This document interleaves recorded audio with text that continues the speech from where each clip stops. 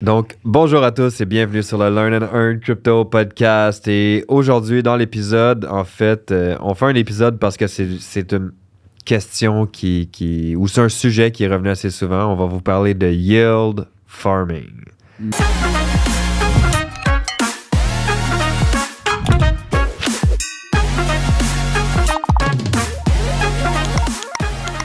Yes. Donc, avant de commencer, tout ce qu'on va dire n'est pas un conseil financier. On n'est pas des conseillers financiers. Rien de ce qu'on va dire, divulguer, parler, verbaliser doit être interprété comme un conseil financier. Puis on a juste un compte, hein?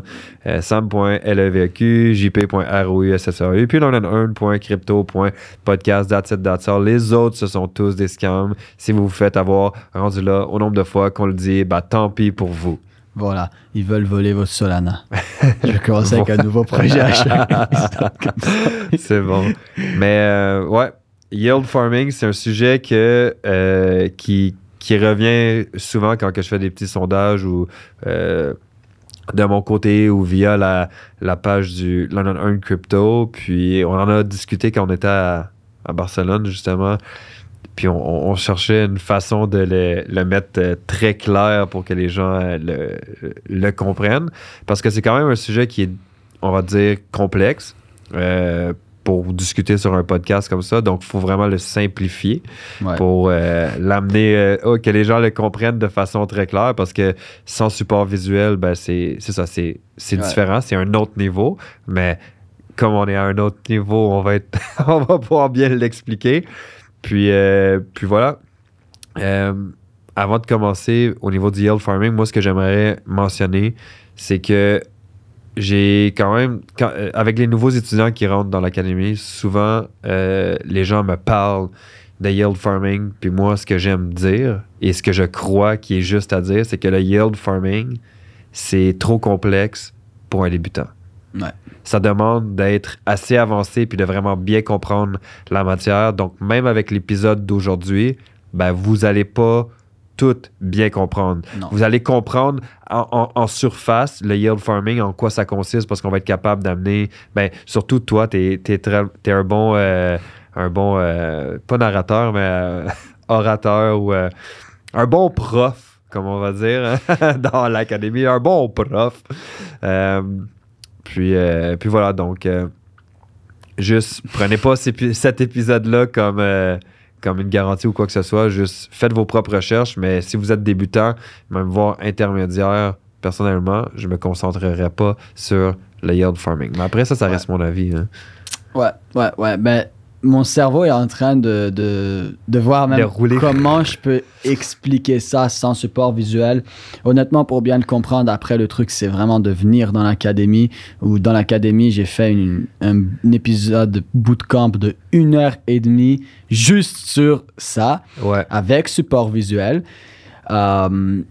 Mais c'est... Voilà, la première chose avec le yield farming, c'est que c'est vraiment pas pour les débutants. Souvent, les gens voient le yield farming et puis ils vont voir des 50%, 60, 80, 100, 120, 300%, des trucs comme ça. Et la première chose qui leur vient en tête, c'est wow, je mets de l'Ethereum puis du USDC, ou je mets de l'Ethereum puis je sais pas moi, du Mana, ou je mets du Solana puis du Tulip. J'ai n'importe quel projet, hein, c'est juste des exemples. Et puis je fais du 150%.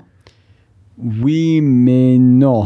C'est ça, ça prend un équilibre. C'est ça la réalité que les gens comprennent pas. Puis de bien contrôler cet équilibre-là, ça demande du temps. Tu dois mettre du temps dans tes connaissances, tu dois mettre du temps devant ton écran, comme si tu voudrais trader pendant 8 heures, ce que je suggère à personne, mais c'est ça, ça demande un équilibre, puis justement, je vais te laisser te donner l'exemple parce que c'est toi qui l'avais réfléchi, en tout cas, je sais pas si tu t'en souviens, mais on parlait de ferme, hein, parce que yield farming, on parlait d'une ferme quand tu veux justement planter, mais c'est ça, tu dois pouvoir équilibrer, c'est ça qui est important. Exact. Et dans le fond, la première chose, c'est... quand on parle de yield farming, premièrement, il faut que vous voyez ça comme ce qu'on appelle un pool. Là-bas, ils appellent ça un pool, donc une piscine. Dans cette piscine, vous allez justement retrouver tout le monde qui est en train de mettre de la liquidité, donc de l'argent, dans cette piscine-là. Piscine qui pourrait être, exemple, on va dire pour l'exemple aujourd'hui, Ethereum USDT. OK? Et comment ça fonctionne? C'est exactement voilà, comme une ferme. Disons que moi, j'ai une ferme. Et dans ma ferme, je fais pousser des carottes. Pourquoi pas? Et Des carottes. des carottes. Et Moi, je te trouve un peu rebelle. Tu fais pousser des plants de potes sur ta ferme ouais, c'est légal maintenant au Canada. au Canada. Alors, je fais pousser des plants de potes avec des carottes. Voilà. Et qu'est-ce que j'ai besoin pour que ça pousse? J'ai besoin de plusieurs ingrédients. Bon, il y a le soleil et tout ça, mais on va partir de la base. De un, je vais avoir besoin de quoi? Je vais avoir besoin de l'eau et sûrement des engrais, la terre. Alors, pour que je suis pas, si vous êtes fermier, je suis pas fermier, ok? Je suis pas. Puis il n'y a pas de plants de potes non plus. Non, je peux pas pousser des carottes chez moi, ok? Mais il aime bien les carottes. Il y a des gens, ils vont me Plutôt dire. faux. Il y a des gens, ils vont. C'est quoi? Il y a des gens, ils vont dire. Ben. Samuel, c'est pas comme ça que ça pousse des carottes. Je sais pas, ok? Mais normalement, tu as besoin d'au moins deux choses. Tu as besoin d'avoir planté tes carottes. Et tu as besoin, d'habitude, tu vas mettre des engrais puis de l'eau. Des engrais puis de l'eau. Des engrais puis de l'eau. Puis tes carottes, ils poussent. Le yield farming, c'est la même chose. Habituellement, tu vas toujours avoir deux choses à mettre. Par exemple, de l'Ethereum et du USDC. Ou de l'Ethereum et... je pense que j'ai vu un Ethereum Solana. J'étais comme, what? En tout cas, de l'Ethereum et du Mana, ou peu importe. Et qu'est-ce que ça va faire? C'est que normalement, vous allez devoir mettre un pourcentage d'Ethereum et un pourcentage, exemple, de USDC. Des fois, c'est 50-50. Des fois, c'est des pourcentages qui varient. Mais en général, on va dire, pour l'exemple, c'est 50-50. Ça veut dire quoi? Ça veut dire qu'il faut que je m'assure de mettre la bonne quantité de USDC pour la bonne quantité d'Ethereum que je veux. Parce que si je mets trop d'eau, ça pourrit. Si je mets pas assez d'eau, ça sèche et mes carottes, ils meurent. Ils ne poussent pas. Donc, je dois mettre la bonne quantité. La plupart du temps, honnêtement, c'est assez facile de voir la quantité à mettre et la plupart maintenant sont automatisés. Alors, ça te dit tout de suite, il faut que tu mettes tant et tant et puis hop, tu le fais. Là, le truc, c'est que c'est pas si simple. C'est pas comme, je mets un Ethereum et donc, disons que mon Ethereum vaut $2000, alors je mets 2000 USDC. Là, j'ai mon 50-50 et ça me crée de la liquidité. Donc, ça va s'appeler un LP token. Tu n'as plus de l'Ethereum et du USDC. Tu as un token de liquidité pour cette piscine-là, pour cette ferme-là. C'est ta graine, c'est ta carotte, c'est ta plante de carotte. C'est ta graine, là. C'est ça que ça crée.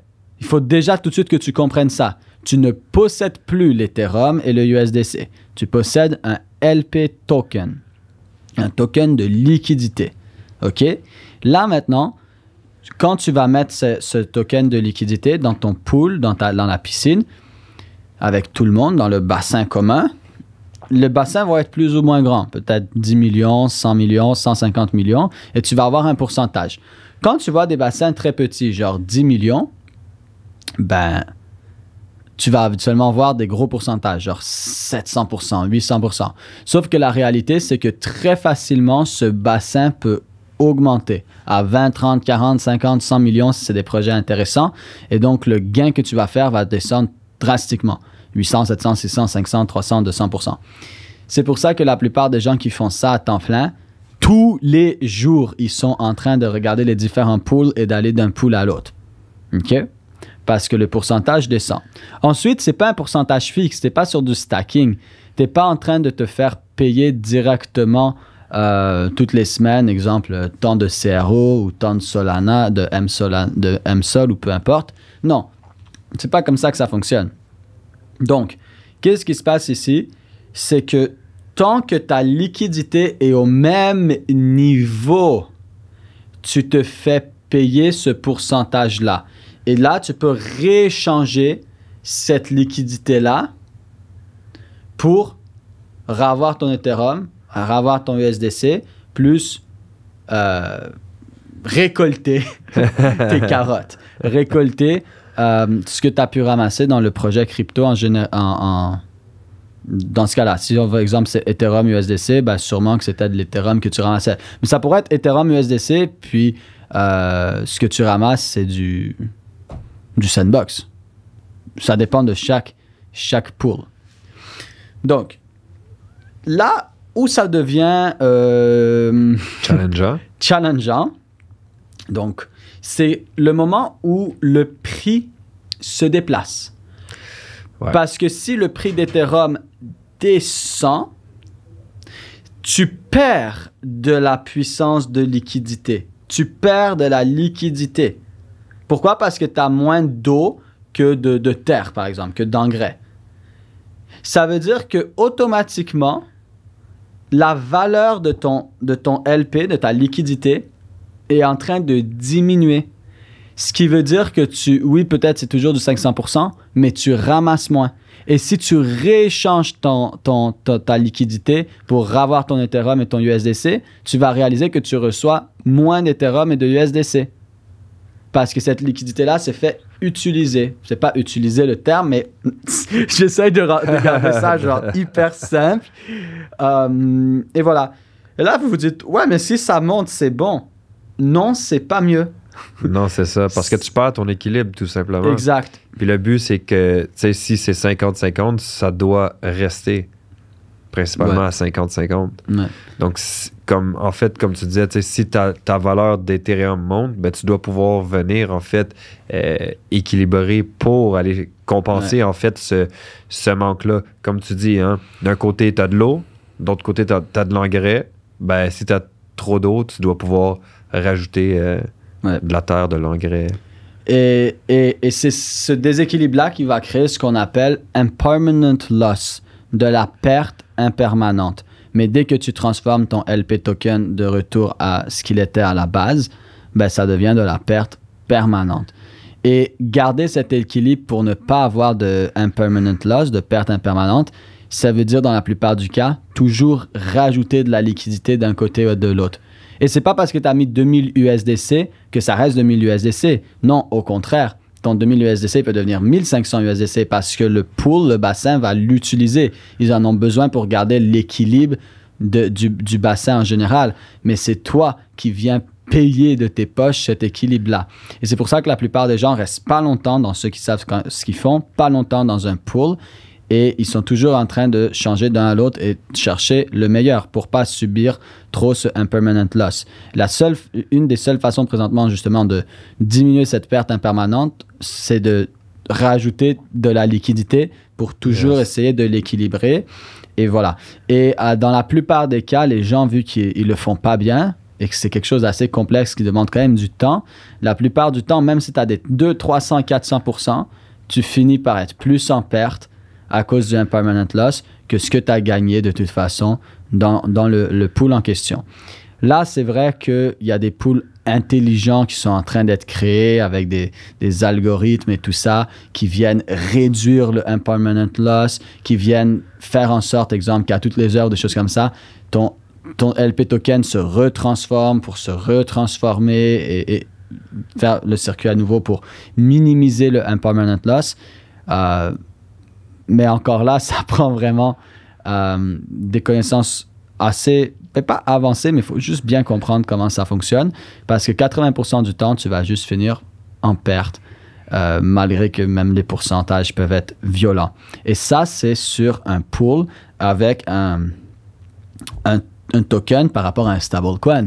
Maintenant, il y a des pools où ça va être Ethereum par rapport à Mana. Et ça va te faire gagner du Mana ou de l'Ethereum ou les deux. Mais là, attention. Là... On parle plus de stablecoin. Là, on parle plus d'un stablecoin. Là, tu n'as plus un seul à surveiller. Tu n'as plus juste l'Ethereum qui monte et qui descend. Tu as les deux qui montent et qui descendent. Ouais. Et des fois, ça va amener à du dual farming, ce qui peut être intéressant quand tu comprends bien ce que tu fais, mais qui peut complètement te massacrer si tu comprends pas bien ce que tu fais. C'est ça. Je crois que c'est dans la cryptosphère, je crois que le yield farming, c'est on va dire une niche que tu dois te concentrer ou ne pas y toucher. Ouais. Soit tu te concentres dessus, puis que tu dis, OK, moi, je vais faire ça, mais de l'autre côté, tu peux pas regarder les NFT, puis fonctionner à 100% dessus. Tu peux pas regarder le trading, le scalping, le swing, puis être à 100% dessus parce que c'est assez complexe que tu dois pouvoir te nicher Puis c'est comme McDonald's, ils se sont nichés dans les putains d'hamburgers. Ils font pas du spaghetti, hein, ils font des hamburgers. Ouais. Tu comprends? Mais tu dois pouvoir te nicher, rentrer dans la cryptosphère. Si le yield farming, c'est quelque chose qui t'intéresse, ben, puis que tu as le niveau, ça c'est mon avis, intermédiaire, ben, focalise dessus, puis après, regarde si oui ou non tu désires te lancer, mais tu dois pouvoir vraiment être à 100% dessus pour pouvoir bien le maîtriser, puis pas te faire, pas juste perdre ton argent, tout simplement. Ouais. Et il faut quand même avoir les connaissances correctes du graphique, le prix du marché, parce que comme ça, tu comprends aussi, tu te situes dans quel niveau. Quelqu'un qui le comprend bien va savoir c'est quand un bon moment pour rentrer dans le pool, puis va pouvoir attendre le même moment pour ressortir du pool. Parce que ça peut monter ou descendre, mais si ça revient exactement au même prix et que tu ressors, eh bien, félicitations. Tu avais atteint l'équilibre en sortant. Donc, si, exemple, Ethereum passe de 2000 à 1500, il revient à 2000 et tu sors, là, ton LP token va normalement être intact. Mais bon, c'est ça. Là, ça commence à demander une précision assez impressionnante. Mais c'est ça, c'est des niches. À la fin de la journée, si vous voulez avoir une vie et être libre de votre temps, concentrez-vous sur ce que vous aimez. Si vous aimez le long terme, concentrez-vous sur bâtir votre portfolio et faire d'exemple des swing trades. Puis vous pouvez faire du stacking à travers tout ça sur les gros projets majeurs que vous aimez. Puis voilà, si vous aimez faire le portfolio et plus du trading, bâtissez votre portfolio et puis allez faire du scalping, du day trading, peu importe. Et puis voilà, si vous aimez les NFT, même chose, concentrez-vous sur les NFT. Moi, je pense que juste trouver c'est quoi votre style, trouver ce que vous aimez, trouver c'est quoi votre vision, ce que vous recherchez et concentrez-vous là-dessus. Parce que courir après 10 lapins amène souvent à attraper aucun. C'est ça, exactement. Exactement. Donc, c'est comme avoir un restaurant. Tu ne veux pas devenir un restaurant qui se spécialise dans tout. Hein? Tu peux pas être le pro de la poutine, le pro du spaghetti et des repas italiens, mais que de l'autre côté, tu fais des repas haïtiens. Ouais. Tu comprends? Avec des homards. C'est ça fonctionne pas. Ouais. Mais il y a une règle comme ça, hein? Une règle très simple si vous aimez manger, quand le menu est trop gros, c'est sûrement pas très bon. Les meilleurs endroits, c'est les endroits où il y a quelques plats sur le menu, puis voilà. Parce qu'ils sont vraiment spécialisés dans ces plats-là. C'est ça, exactement. Faites la même chose, spécialisez-vous dans ce qui vous plaît. Sur ce, si vous êtes venu chercher de la valeur sur l'épisode, redonnez de la valeur, c'est votre devoir. À moins que vous soyez une personne égoïste dans la vie. Mais si vous n'êtes pas égoïste, partagez le podcast parce que la deuxième saison arrive. Mais pour qu'il y ait une deuxième saison, il y a une seule et unique condition. On doit voir la communauté, donc vous qui nous écoutez, partager le podcast en masse. Donc, tous les épisodes, partagez-les sur les réseaux sociaux, partout. Puis, voilà, tout simplement. J'ai rien d'autre à rajouter. Voilà, notre objectif, c'est d'atteindre plus de 10 000 personnes qu'on va impacter positivement d'ici 2025 grâce à l'éducation. Je le répète, pour qu'ils soient libres financièrement, libres de temps, libres géographiquement. Et c'est quelque chose qu'on va faire ensemble, toute la communauté du Learn and Earn Crypto Podcast. Yes. Donc, on atteint cet objectif-là. Et la saison 2, elle va arriver très bientôt. Donc, c'est parti. Let's go. On se voit sur le prochain.